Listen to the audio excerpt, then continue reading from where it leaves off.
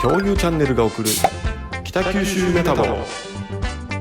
今回はまだまだ終わらない小倉北区のラーメン特集第3弾、うまうま豚骨3点をご紹介します。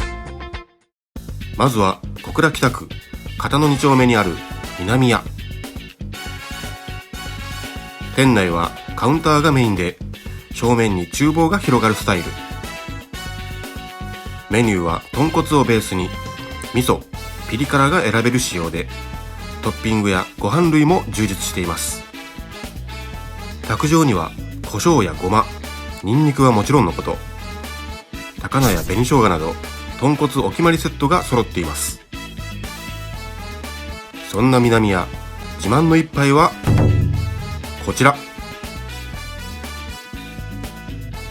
豚骨のまろやかな香りと適度に浮いた油分、きれいに成形されたチャーシューと作り手のこだわりを感じます。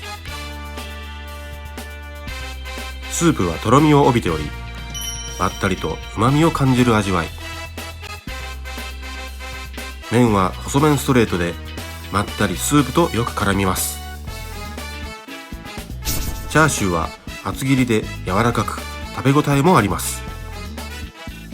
このタイプのスープにはもやしがよく合います。さらにこちらは半チャーハン。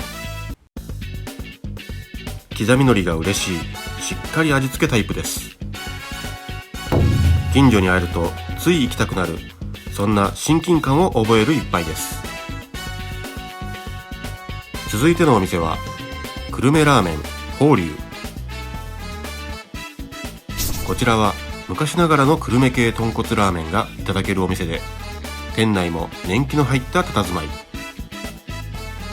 メニューはベースの豚骨ラーメンを軸にワンタンやチャーシュー、大盛りなどへ変更できる作りになっています。卓上にはシンプルに胡椒と紅生姜が置かれています。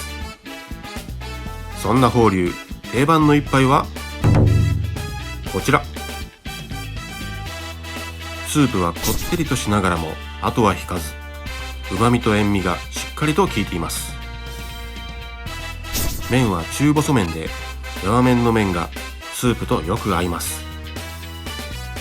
チャーシューはさっぱりと塩気のあるタイプで、スープの味を変えない作り。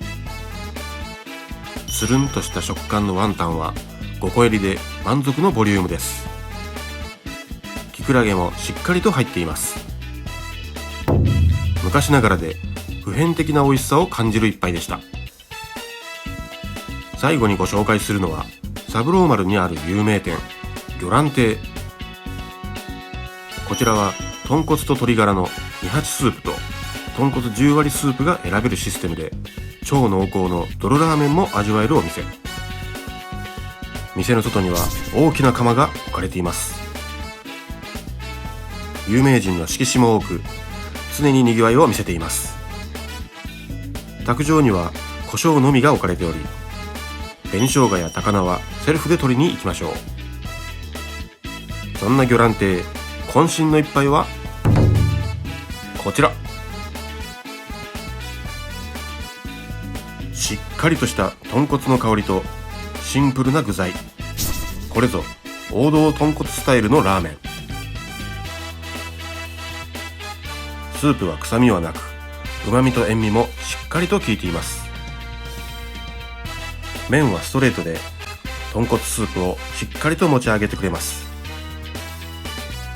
チャーシューは柔らかながらも肉感があり、しっかり味しみタイプ。きくらげの食感も王道豚骨には必須です。さらにこちらは名物の泥ラーメン。独自製法で豚骨の旨味を引き出したというその見た目は、クリーミーを超えてもはやクリーム。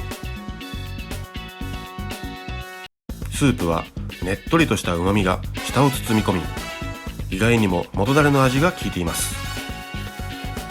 麺は中太麺になり、パンチ力も増大。